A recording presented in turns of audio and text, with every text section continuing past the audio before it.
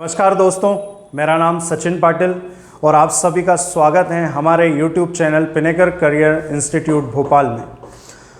आज हम बहुत ही इम्पॉर्टेंट टॉपिक को डिस्कशन करने वाले हैं आज हमारी क्लास में, जिसका नाम है G7 समिट 2021।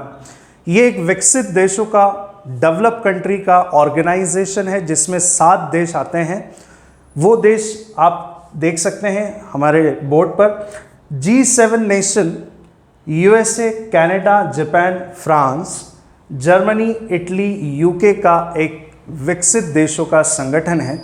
इससे पहले G8 के नाम से भी जाना जाता था। G8 इसलिए क्योंकि 1997 में रशिया ने इसे एज अ मेंबर ज्वाइन किया था, लेकिन 2014 में ये G8 नेशन फिर से G7 ग्रुप बन गया। यानी क्रीमिया जो प्लेटू है, क्रीमिया जो यूक्रेन का हिस्सा हुआ करता था एक टाइम पीरियड में, उसको 2014 में रशिया के द्वारा एनेक्स कर लिया गया, उसे एक्वायर कर लिया गया ज़बरदस्ती तरीके से, ऐसा अंतर्राष्ट्रीय समितियों का कहना है, जिसकी वजह से यह मुद्दा इंटरनेशनल मीडिया में इतना बढ़ा और G7 ग्रुप ने भी फाइनली ये डिसीजन लिया कि हमें रशिया को हमारे ग्रुप से डिसकमीशन कर देना चाहिए। तो फाइनली 2014 में रशिया को G8 के ग्रुप से बाहर कर दिया और आज की डेट में हम इसे वापस से G7 ग्रुप के नाम से जानते हैं।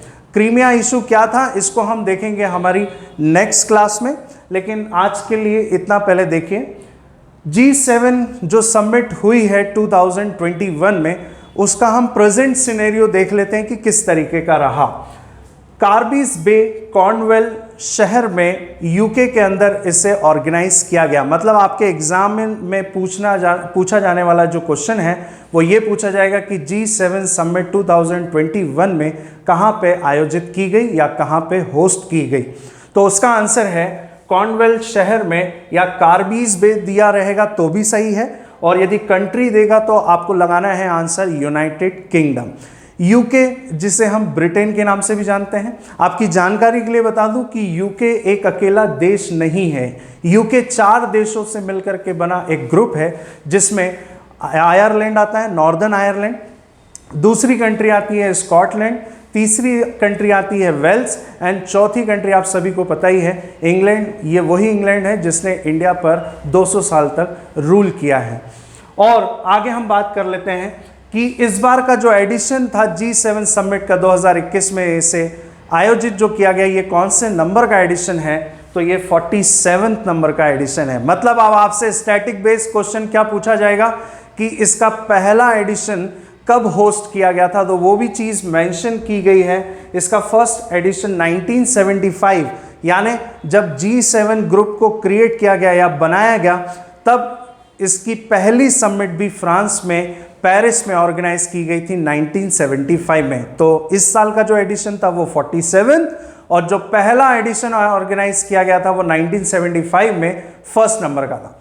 अब नेक्स्ट क्वेश्चन जो फ्यूचर वाला भी आपसे एग्जामिनर पूछ सकता है हमारे एग्जाम में, वो क्या पूछा जाएगा कि ये जानकारी तो सभी को है क्योंकि ये अभी रिसेंटली न्यूज़पेपर में आया था, लेकिन यदि वो क्वेश्चन को चेंज करके पूछे कि नेक्स्ट एडिशन कब और कहाँ पे ऑर्गेनाइज किया जाएगा, तो इसका नेक्स्ट एडिशन 2022, यानी हर साल इसकी समिट होती है। एक चीज़ आप लोग ध्यान में रखिए, 2022 में इसका 48 नंबर का, 48वां नंबर का संस्करण आयोजित किया जाएगा, और जो होगा जर्मनी में। जर्मनी आप सभी को पता ही है, जर्मनी की चांसलर, जो कि काफ़ी बार एग्जाम में पूछा गया क्वेश्चन भी है कि दुनिया की सबसे शक्तिशाली महिला की लिस्ट में जो टाइम्स मैगजीन USA के द्वारा रिलीज़ की जाती है, उसमें दुनिया की सबसे शक्तिशाली महिला कौन है, तो लगातार 8 साल से जो इस लिस्ट में नंबर 1 पर हैं वो है जर्मनी की चांसलर एंजेला मर्केल। यानी जर्मनी भी इसका हिस्सा है, इसलिए जर्मनी भी में इसकी अगली समिट ऑर्गेनाइज की जाएगी। आगे की हम बात कर लेते हैं, ये समिट हमारे लिए क्यों इम्पॉर्टेंट और भी हो जाती है, क्योंकि कई बार बच्चे पूछते हैं कि सर G7 समिट से हमारा क्या संबंध है, हमारा क्या ताल्लुकात है, हम इसको क्यों पढ़ें। तो इसका कारण ये है कि इस बार की G7 समिट अकेले विकसित देशों की समिट नहीं है, इस बार ऐसी 4 कंट्रीज को भी अलग से इनवाइट किया गया इस समिट में, जिसमें से एक देश इंडिया भी है। तब ये समिट और भी ज्यादा हमारे लिए इंपॉर्टेंट हो जाती है। तो वो 4 स्पेशल गेस्ट जो इस समिट में पार्टिसिपेट किया था, स्पेशली इनवाइट किया गया था G7 ग्रुप के द्वारा। तो स्पेशल इनवाइटी कंट्री 4 नेशन। अब पहले तो ये बताओ कि कितनी कंट्रीज को इनवाइट किया गया था। कई बार ऐसे बेसिकली क्वेश्चन भी पूछ दिए जाते हैं, how many countries are the participated in the summit या specially invite in the summit. तो आंसर है 4। और क्या क्वेश्चन आ सकते हैं, पहले तो ये भी पता हो कि 4 तो हैं, लेकिन वो 4 देश कौन से हैं, क्योंकि कई बार ऐसे भी क्वेश्चन एग्जाम में पूछ लिए जाते हैं कि इनमें से कौन सा देश इसमें शामिल नहीं था। यानी कई बार नॉट के सेंस में भी क्वेश्चन पूछे जाते हैं, और प्रीवियस हमने काफी सारे ऐसे क्वेश्चन देखे भी हैं। तो पहली इनवाइट कंट्री ऑस्ट्रेलिया, दूसरी इनवाइट कंट्री साउथ कोरिया, तीसरी इंडिया और चौथी साउथ अफ्रीका। तो आपको चारों देश के नाम मैंने बता दिए हैं।